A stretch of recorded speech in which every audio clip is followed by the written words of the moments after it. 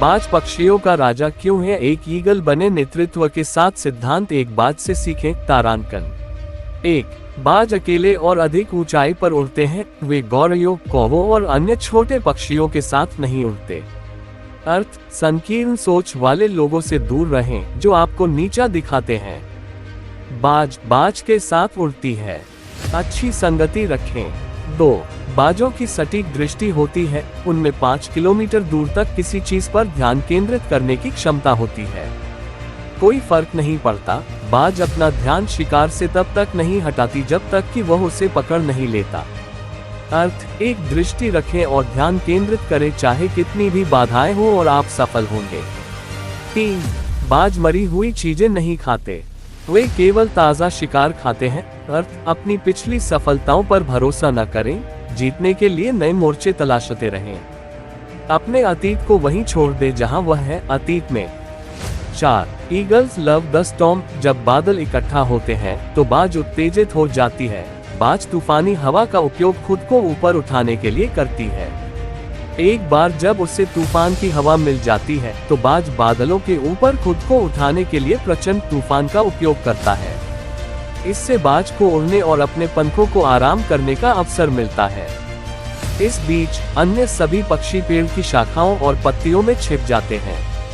अर्थ: अपनी चुनौतियों का सामना यह जानकर करें कि ये आपको पहले से ज्यादा मजबूत और बेहतर बनाएगी। हम जीवन के तूफानों का उपयोग अधिक ऊंचाइयों तक जाने के लिए कर सकते हैं। उपलब्धि हासिल करने वाले अधिक ऊंचाइयों तक पहुंचने से डरते नहीं हैं। उपलब्धि हासिल करने वाले लोग चुनौतियों से डरते नहीं हैं, बल्कि वे उनका आनंद लेते हैं और उनका फायदा उठाते हैं। 5. जब एक मादा बाज एक नर बाज से मिलती है और वे संभोग करना चाहते हैं तो वह जमीन पर गिरती है, एक टहनी उठाती है और गर्म पीछा करते हुए नरबाज के साथ वापस हवा में उड़ जाती है। एक बार जब वह अपने लिए पर्याप्त ऊंचाई पर पहुंच जाती है तो वह टहनी को गिरा देती है और देखते समय उसे जमीन पर गिरने देती है। नरबाज टहनी का पीछा करता है और जमीन पर पहुंचने से पहले ही उसे पकड़ लेता है, फिर उसे वापस मादा गरुड़ के पास ले आता है। मादा बाज टहनी पकड़ लेती है और बहुत अधिक ऊंचाई तक उड़ जाती है और नर बाज का पीछा करने के लिए टहनी को फिर से गिरा देती है।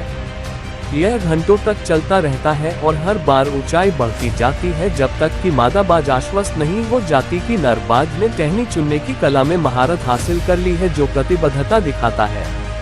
तब और उसके बाद ही वह उसे अपने साथ संभोग करने की अनुमति देगी। अर्थ: निजी जीवन हो या व्यवसाय, साझेदारी के लिए इच्छुक लोगों की प्रतिबद्धता का परीक्षण करना चाहिए। 6. बाज प्रशिक्षण के लिए तैयार। वे घोंसले में पंख और नर्म घास को हटा देते हैं ताकि युवा उड़ने की तैयारी में असहज हो जाए और अंत में उड़ जाए जब घोंसले में रहना असहनीय हो जाए। अर्थ: अपने कंफर्ट जोन को छोड़ दें, वहाँ कोई ग्रोथ नहीं है। 7. जब बाज बूढ़ा होता है उसके पंख कमजोर हो जाते हैं और वह उसे उतनी तेजी से और उतनी ऊंचाई तक नहीं ले जा सकता जितना उसे ले जाना चाहिए। इससे वह कमजोर हो जाता है और उसकी मौत भी हो सकती है। इसलिए वह दूर पहाड़ों में एक स्थान पर विश्राम करता है।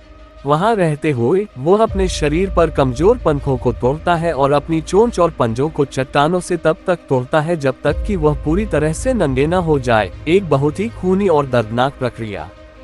फिर वह इस छिपने की जगह में तब तक रहता है जब तक कि उसके नए पंख, नई चोंच और पंजे नहीं हो जाते और फिर वह पहले से ज्यादा ऊंचा उड़ता हुआ बाहर आता है। अर्थ: हमें कभी कभी पुरानी आदत को छोड़ने की जरूरत होती है, चाहे कितनी भी मुश्किल क्यों न हो। जो चीजें हम पर बोझ डालती हैं या हमारे जीवन में कोई मूल्य नहीं जोड़ती हैं, उन्हें छोड़ देना चाहिए। हाँ, कभी हार मत मानो, एक बाज बनो, कभी हार मत मानो। तारांकन। ऐसे ही और वीडियो के लिए कृपया वीडियो को लाइक करें और चैनल को सब्सक्राइब करें।